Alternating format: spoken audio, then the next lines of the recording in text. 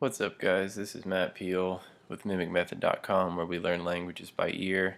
And if you're watching this video, you probably are wondering, hey Matt, why are we looking at the reproductive system of a duck? And that is a good question, and the answer to that is that you are not looking at the reproductive system of a duck, but actually this is a diagram of the human mouth. And I do have a good reason for showing you a diagram of a human mouth, because today we're going to be talking about a very specific consonant sound that's going to make a huge difference if you're learning German or French or Arabic or Hebrew or any other language that makes use of this consonant. And this consonant is called the uvular consonant. And it is specifically named because it involves, as you see, the uvula. This consonant comes in 5 forms, 4.5 forms, depends on how you look at it. We're going to talk about all 5 of them, but we're going to start off with the first 4. And these 4 come in 2 specific forms. The first being the uvular fricative, and the second being the uvular trill. And both of these forms come in 2 further forms called a voiced consonant and an unvoiced consonant. So what that breaks down to is you have a voiced uvular fricative, an unvoiced uvular fricative, a voiced uvular trill, and an unvoiced uvular trill. That might sound like a lot, but don't worry, we're going to break it down and make it really simple for you. So we're going to start off with what I think is the most important form, which is the uvular fricative. It's the one that's going to be used the most conversationally in these languages, the one that's going to give you the most mileage right off the bat. So, what is the uvular fricative? Well, it sounds like this. It's typically written as an R in German and French, etc. And it's a sound that really comes from the back of the throat, and it's really uncomfortable for most English speakers because we just don't have this sound. We have to force ourselves to make it. We have to force our tongue into a new position. So let's talk through how we do that, and then we'll talk through voiced and unvoiced and get you making this sound by the end of this video. So the uvular fricative. So if you make a K sound with your mouth, a typical K, a hard K, and you feel where your tongue goes, K, it's going to go to about right here, the back of the hard palate, K, right? So if you make that K sound and then keep your tongue right there, what we're aiming for is to get the back of our tongue all the way back to the edge of the uvula right here. And what that's going to do is it's going to cause the uvula to vibrate. Hopefully you guys can hear that in my voice.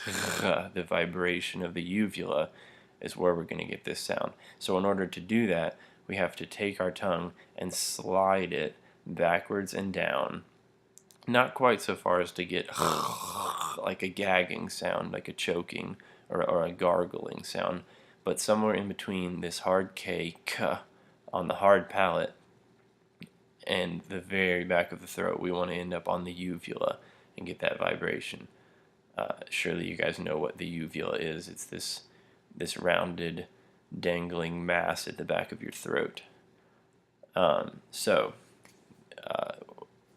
first of these sounds is the uvular fricative, and like I said, there's a voiced version of this sound and an unvoiced version of this sound.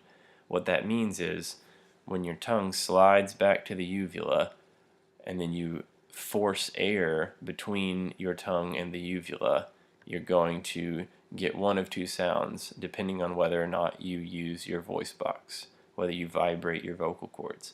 So if you force air through without activating your vocal cords, what you're going to get is the unvoiced uvular fricative, and it sounds like this. The sound I've been making for you guys already.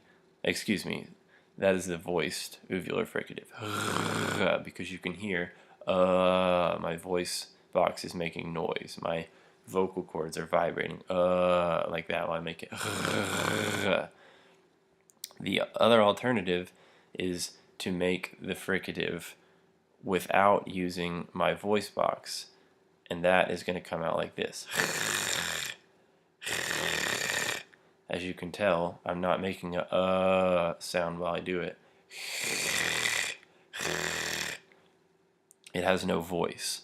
It's called an unvoiced uvular fricative. So we have the voiced uvular fricative and the unvoiced uvular fricative.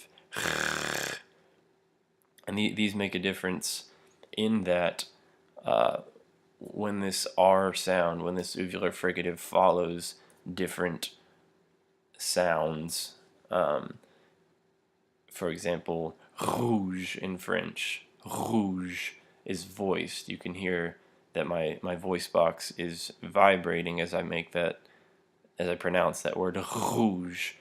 That is a voiced uvular fricative, as opposed to something like cravat or Brot, which is a German Brot. These are unvoiced uvular fricatives.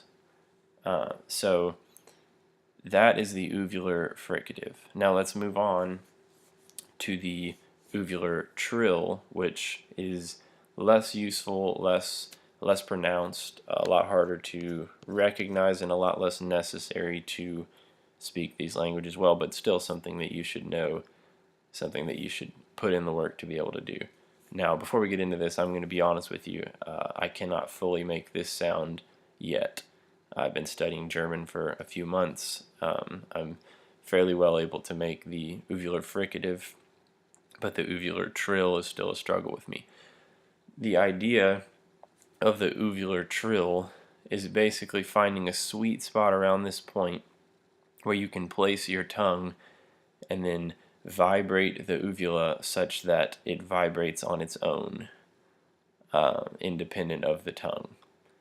And it makes almost, to me, it sounds like a Wookiee. I think that's the best way that I can describe it, like a gargling sound almost.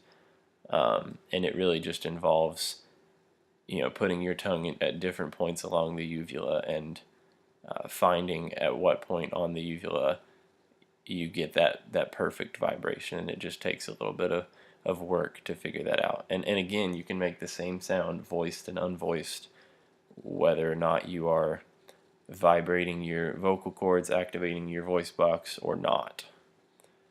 So those are the two main forms of the uvular consonant. However, there's a fifth form that's kind of a half form. It's almost cheating, but it's extremely essential to learn and to be able to use, because native speakers use it all the time, and it'll drive you crazy until you figure out that they're doing it.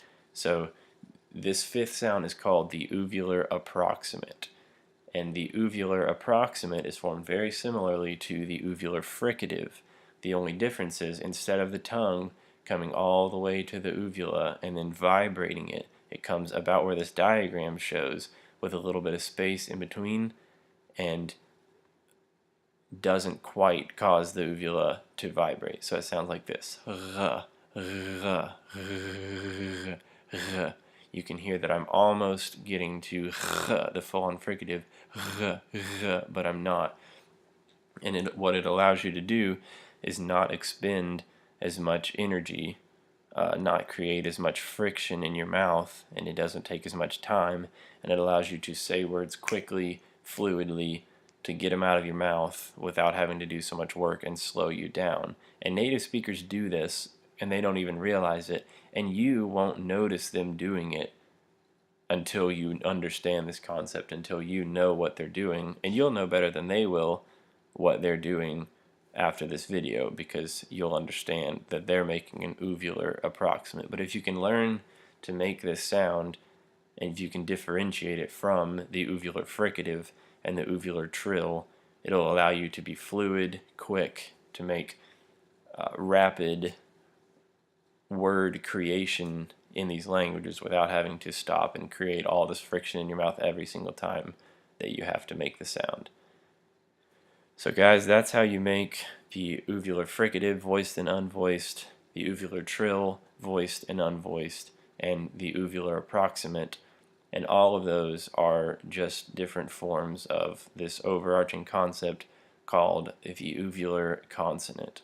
It's a big deal if you're learning any of the languages I mentioned before: German, French, Arabic, even Turkish, like I said, Hebrew. It's a big concept in all these languages. If you can't make this sound, you're not going to be understood, and you're not going to be able to understand people. It's a big hindrance for a lot of English speakers. So do yourself a favor, go ahead and put in the work to really grasp this concept and be able to produce this sound and sound like a native speaker. Thanks for listening, guys. Have a good one.